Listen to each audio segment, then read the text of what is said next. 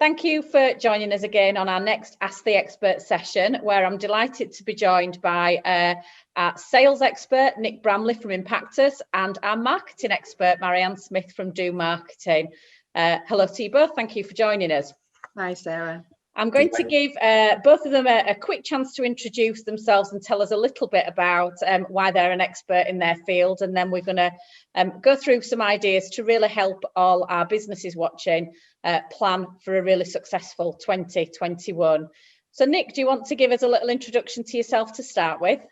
Well, I like the word expert. I think that's based on, you've only got to look at age. It's linked, I think. Been around the sales environment forever, worked across lots of industries and sectors, and there's not much I haven't seen in terms of how people do or don't do sales in a really positive or negative way.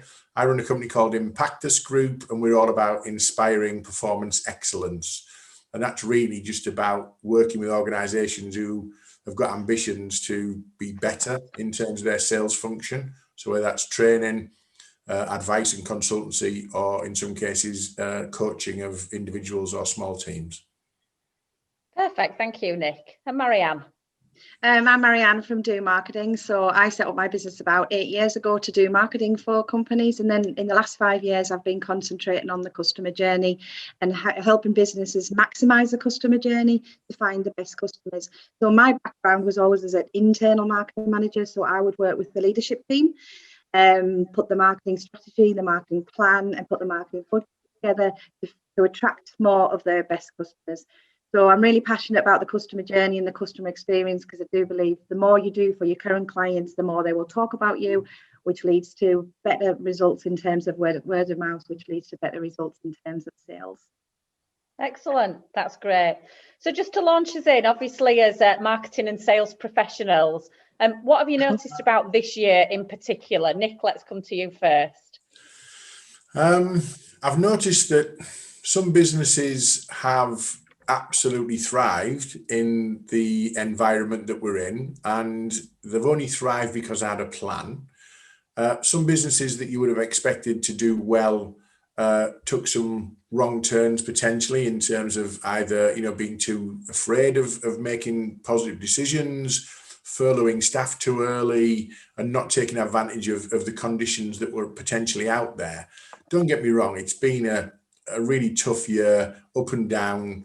We're in quarantine, then we're not, then we've locked down, then we're not, then you've people self-isolating and all the things that go with that.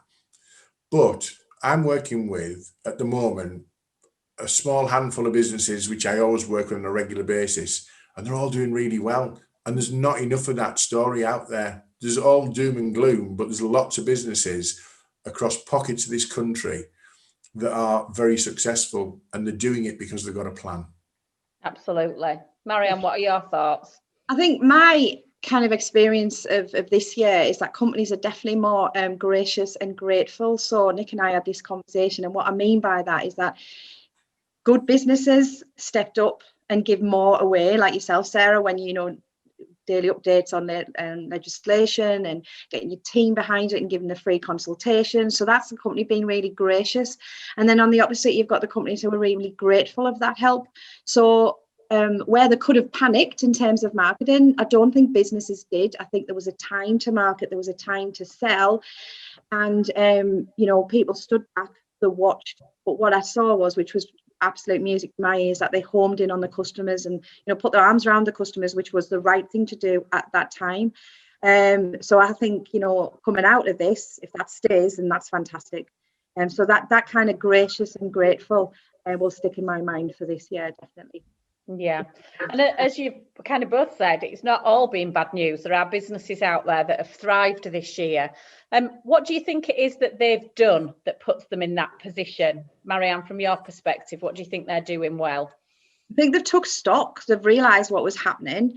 Like I said earlier, those that's really stepped up. And, we can do or die here. We've got a fantastic example of a company that we work together on, Nick and I, where they basically, they had two choices. And one choice was, we close down, our suppliers are closing down, we you know, so then the competition were closing down. But what they did was they looked at the customer journey, and one of the biggest things that they did, they took the sales department and split it into three. So they had sales, after sales, and aftercare. And what that did, and they upped the marketing budget. But what that did was, when all the inquiries were coming in, they were able to deal with them. So, you know, they got the delivery right instead of just panicking. So I think the ones that have tried have just looked at that situation and thought, how we can, you know, how can we adapt? How can we make this better for people? And those are the ones who will go forward. What do you think, Nick? Do you agree? I certainly agree with that. And I think the ones who did the early, and I hate the word pivot, but the early pivot of how do we communicate? What is our plan? Those are the ones that probably took the early ground in their marketplace. The successful businesses will have always had a sales plan, but they looked at it very early and said, this sales plan isn't going to work in the current situation. Yeah. So we need to revise it. So, for example, I had a client a couple of weeks ago and I said, where do you get most of your business from? And they said, 2 big exhibitions in Germany twice a year. And I went, good luck with that. How's that going? And the short answer was, you know, our route to market, where we get 90% of our leads for the year, has gone because no one's doing exhibitions and social distancing. And, you know, they may come back in 2021. They've already been postponed twice. And I said, you need to think about doing something different. And this was 5 months into the pandemic. They could have thought about that very early on. You know, I think a lot of people in the first lockdown thought, let's just get through lockdown. We'll get back to normal in June or July. And I think what's happened now is the businesses that realize that this is an ongoing challenge in different ways made a choice of doing something different in maybe June or July that stood them in good stead for the end of the year. So they had a plan, they reviewed the plan, and then I don't like the pivot word, it's overused, but they've either found a different route to market, a different product in a different space, or a combination of those things, but they've actually been proactively thinking about it rather than just reacting to, you know, oh, woe is me. I think you can either be a victim or an opportunist in these situations, and the opportunists have come to the fore. Definitely. Yeah, absolutely. So we do have, obviously, breaking news on Monday that it may be very soon that a vaccine is going to be available, which hopefully might give people a little bit more confidence. Nick, how would that affect their plans going into 2021? I think it's brilliant news, and I think there's other stuff to come. You know, we've talked about this being the first vaccine. I think there's a lot of pharmaceutical companies working on, you know, other versions. So we do feel a bit more consumer confidence around already. I think if you look at things like the stock market reaction and shares in travel companies and hospitality, they've all sort of suddenly spiked. What I'd advise anyone in terms of thinking about sales is don't think we're at the end of COVID, because you know, we may well be in a much better position and a brighter position at some stage in 2021, but we don't know where that is yet. We don't know if that's Easter. We don't know if that's the summer. We don't know if it's, you know, going to be 3/4 of the way through the year. So whatever you're planning to do as a COVID response now, stick with that plan until things are more certain, because everyone seems to think we'll turn the clock to the 1st of January 2021 and it'll be a better year than 2020. God, it's going to have to be, because it's not got a lot to beat. But we don't know whether that's going to be a better year by whatever timescale. So don't get excited about it and then just say, we were going to do this, we'll go back to basics. What you've learned this year, add into your skill set. So who'd have thought we'd all be doing Zoom meetings? You know, we're all doing video conferencing. No one was doing that in March. A few people were. So don't throw the baby out with the bathwater and say, right, it's all back to face, driving up and down the motorway, going to exhibitions. Keep the skills you've learned and layer them on to what you've done previously. Yeah. Marianne, would you agree? Definitely. I think, yeah, absolutely. And what I would say as well is, and what I say to all my clients, and you're probably sick of hearing me say this to you, Sarah, is you've got to think about where your customers' heads are now. And that can change week on week. And, you know, if you look at your company in terms of HR, that has changed week on week. You know, we did an Ask the Expert, we were talking about the changes in furlough, and then the week after we couldn't use it because it was, you know, it had changed again.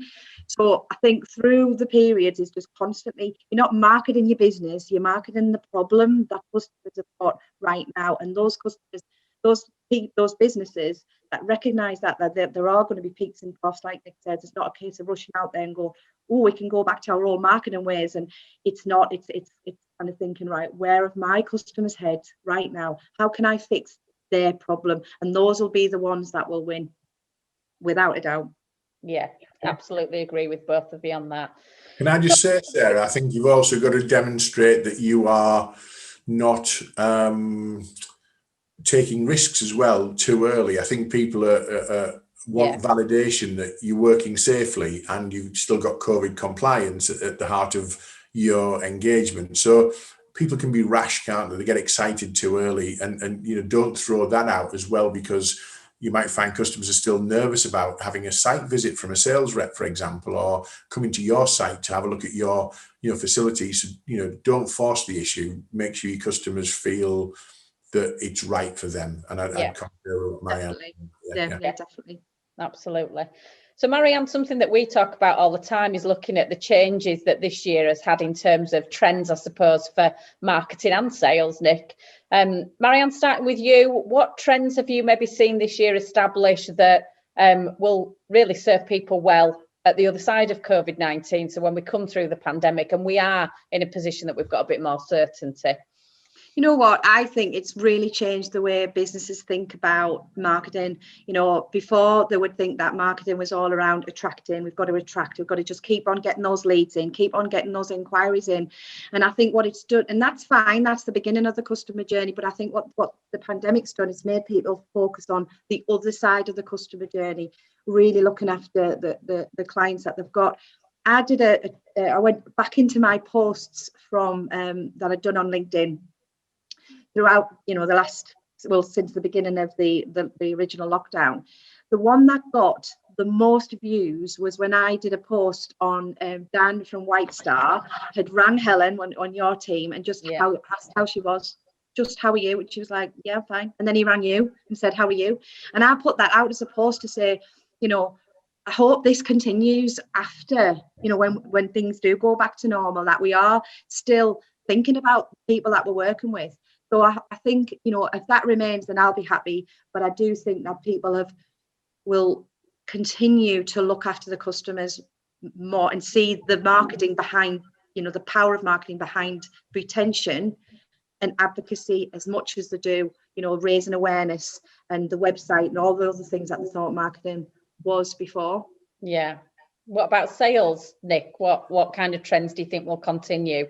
Well, I think we'll certainly be using technology differently and continuing. And I'll give you an example. One of the things I'm passionate about with the sales teams I work with is we used to just get people who would create a quotation or a proposal and then bang it off on an email as a PDF attachment and say to people, have a look at that. I'll speak to you on Tuesday.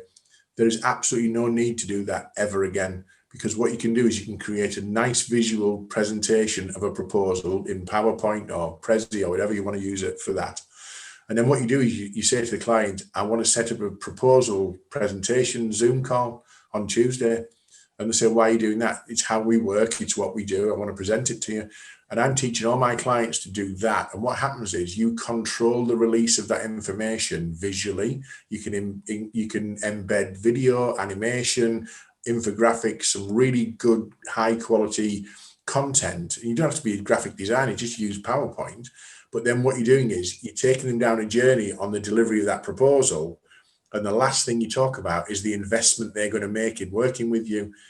I guarantee if you send somebody a PDF file attached to an email, they'll look at the price and then go, oh, I have to justify whether I'm going to say yes or no, and they won't take your call and all those kind of things. So don't ever now, if the job's worth winning and the job's worth, you know, something to the business, not all your small ones, but if it's worth winning for your business, definitely present your proposal, keep the investment to the last slide, take them on a journey. And I think the skill set we've got, the confidence we've got, and the comfort we've all got with these kind of, you know, platforms, Zoom, Teams, Hangouts, whatever, and no one cares about production values. They just care about the fact that, you know, I'm controlling the release of information.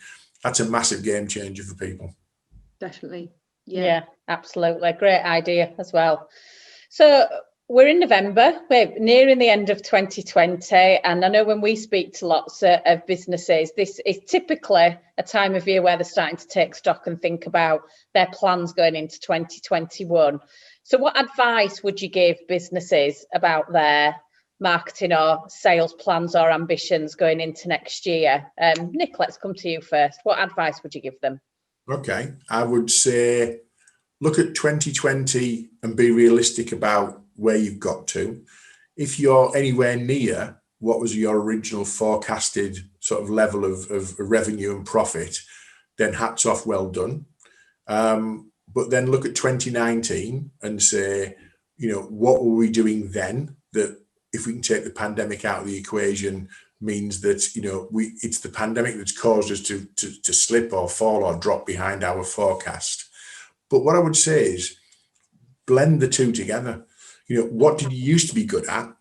What have you learned on the journey this year?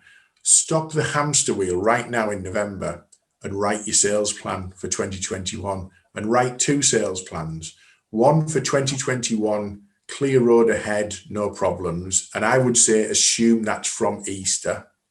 And then write the same sales plan, assuming that it's not quite ready at Easter, so that you continue. But if you don't have a sales plan, you will not get the steps required to, you know, embed the learning that you've done.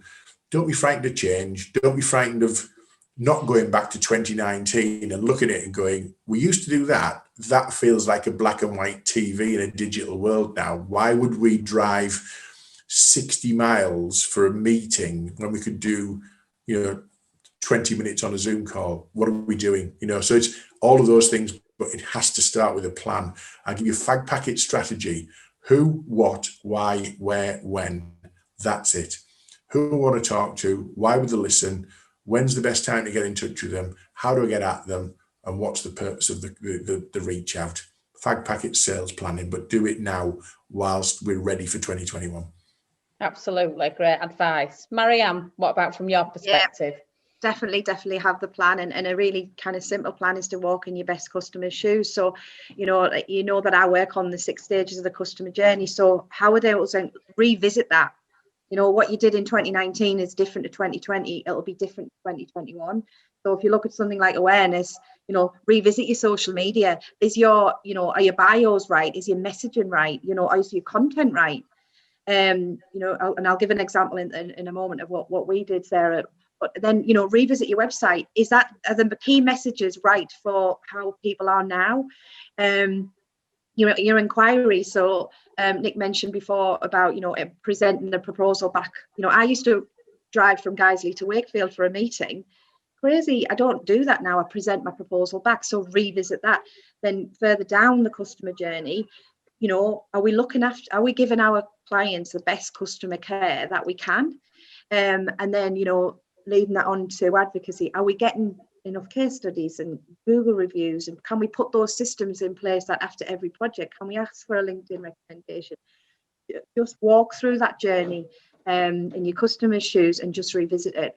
So one of the things that we did with Quest was we split the team up and we got them to ring all the clients. So we had a questionnaire. They rang all the clients, and what we got from that was all the challenges and the opportunities and the things that they were concerned about, and we created that. That's our content. If our clients are concerned about those things, then future clients will be concerned as well. So rather than just think, I'm going to spurt noise out there, really think about what your customers' problems are, and you will find that by just picking up the phone. So you asked earlier about, you know, one of the biggest takeaways from this year. I think it's the human touch. So I think, if anything, what can we do better to reintroduce the human touch amongst our clients, that we can then bring in new clients on the back of that goodwill? Yeah, absolutely. And I think that does become even more important. Like Nick has mentioned, we're all used to technology, and sometimes that can be lost, can't it, if you don't think about having that human touch, those contact points, which is great. I know that one thing, and I know, Marianne, you've helped us with this a lot this year. We ran our Fast Forward programme, which was very much thinking about, you know, where customers want to be in their own businesses, sometimes as little as next week, never mind in 3 months, 6 months, 12 months. And it's sometimes hard to predict over this last year. As Nick said, hopefully next year might bring a little bit more certainty and stability to the environment we're all operating in. But if I were to give you both a crystal ball, $1 million question, and say to you, you know, if we can fast forward 12 months from our call today, what would you like the landscape to look like? What do you think it might be in November 2021? So Marianne, I'll put you on the spot first. I would like to think that every business has a customer experience framework. I would like to think that. So, you know, back in the day when I was in my, you know, in my 20s at the Royal Armouries, we used to have a marketing plan that was 12 months. Then it reduced to 6 months, and then people work on a 3-month communications plan now. So two things then, I think people need to be more reactive in terms of where the customers' heads are. So instead of doing a long-term plan, but also build into the company a customer experience framework and put more of the budget into that than, you know, throwing a lot of it away in just guesswork in terms of I'm going to do more marketing, therefore I'll get more inquiries. That would be my wish list for this time next year, definitely. Yeah. And what about you, Nick?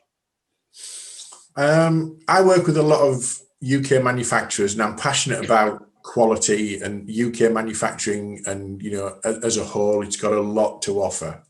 And I'd like to think that those businesses who genuinely struggled with their supply chain throughout first lockdown, certainly, so they couldn't get the goods and they couldn't get the products from the Far East or, you know, Eastern Europe or whatever it might be, who were looking predominantly at cheap and cheerful solutions and imports, and then were bailed out by British, UK manufacturing companies providing them with the products they needed by, you know, ramping up and delivering high quality. I would love to think that by the end of 2021, that value proposition, that quality piece, and that manufacturing excellence is what drives the decisions of the people who used to buy cheaply on imports from the Far East or from Eastern Europe or from wherever, because they should remember who helped them and why, and the impact of that help. Because if the British manufacturing sectors hadn't stepped up in some cases, they would be out of business because they didn't have a product or service. And I don't want them to flip back to going, well, it's all back to normal now. Let's go back and get containers full of cheap stuff from other places. I would love that to be the case. British manufacturing stepping back up and being respected by people who've got a supply chain requirement. That's great. Excellent. I love that.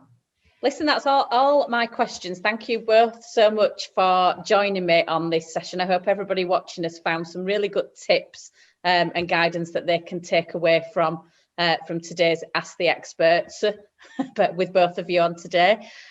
What I would say, obviously, is if you have a burning topic that you would like some help with, then we are always open to suggestions. The contact details for me will be on the screen at the end of this video, so please do get in touch, and we're happy to get our experts on the case. Likewise for Nick and Marianne joining us again, once again, thank you both for your time. If your business needs some help getting those strategies right for 2021 where sales and marketing are concerned, you'll also have Nick and Marianne's details. They will be more than happy to have a chat and see if they can help. That is all for now. Watch our next session coming shortly, where we will be focusing on yet more topics to help you build stronger, safer teams going into 2021. Thank you all for watching.